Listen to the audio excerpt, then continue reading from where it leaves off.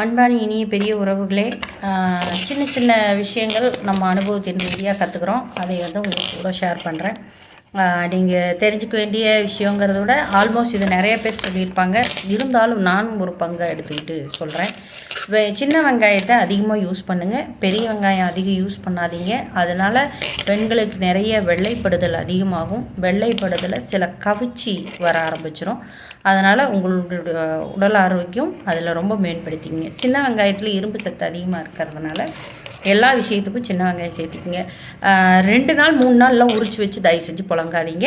ஒரு 1 டே நம்ம கொஞ்சம் முன்னாடியே சமைக்கணும் அப்படின்னு இருந்தால் மட்டும் அதை உரிச்சு வச்சு புழங்குங்க. அதே சமயம் இந்த கேரட்டெல்லாம் சுரண்டி பார்த்து வாங்காதீங்க. நல்லா கிண்ணுன்னு கல் மாதிரி இருந்ததுன்னா அதை வாங்கிட்டு வந்து வைங்க.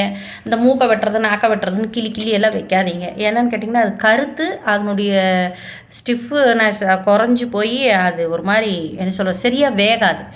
நறுக்குன்னு வேகிற மாதிரி இருக்கும். அதனால் அது ஒன்று பார்த்துக்குங்க. அப்புறம் முருங்காய் ஃப்ரிட்ஜில் வைக்கிற இடம் இல்லைன்னு சொல்லி போட்டு தயவு செஞ்சு அறுத்துட்டு வைக்காதீங்க. ஏன்னு கேட்டிங்கன்னா அறுத்தோடனே அந்த சதைப்பகுதி வெளியே தெரிய ஆரம்பிச்சிருமா, அது வெளியே அந்த ஐஸ் தான் உள்ளே போகுமே தவிர, அந்த விறுவிறுப்பு தான் உள்ளே போகுமே தவிர உங்களுக்கு ஆரோக்கியமாக முருங்கைக்காயில் இருக்கக்கூடிய சத்து நம்மளுக்கு அப்படியே கிடைக்காது.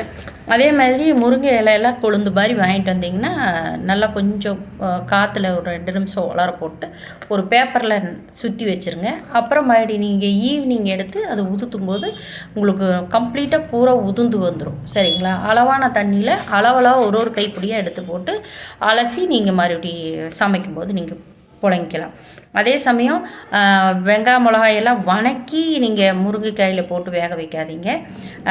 பச்சையாகவே சின்ன வெங்காயம் பூண்டு பச்சை மிளகா போடுறீங்களோ வரமிளகா போடுறீங்க அதெல்லாம் பச்சையாகவே போட்டு அதை அப்படியே வேக விட்டு அதுக்கப்புறமா நீங்கள் தாளிசம் பண்ணலாம். ரொம்ப நல்லாயிருக்கும். அப்போ தான் சத்து நல்லாயிருக்கும். அதில் இருக்கிற தண்ணியை வடித்து குடிக்கிறதுக்கும் நல்லாயிருக்கும்.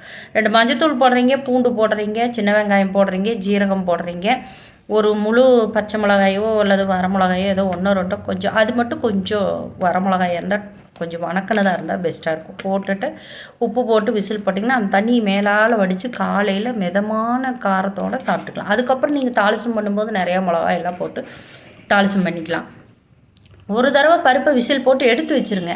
அதுக்கப்புறம் இப்போ என்ன சொல்கிறது மறுபடியும் அந்த கீரையை போட்டு விசில் போடும்போதும் 2ஐயும் சேர்த்து போட்டு விசில் போட்டு வெங்காயமெல்லாம் போட்டு எல்லாம் வேக வச்சு அப்புறம் லாஸ்ட்டாக தாளிங்க. அப்போ தான் மனமும் சுவையும் கூடுதலாக இருக்கும்.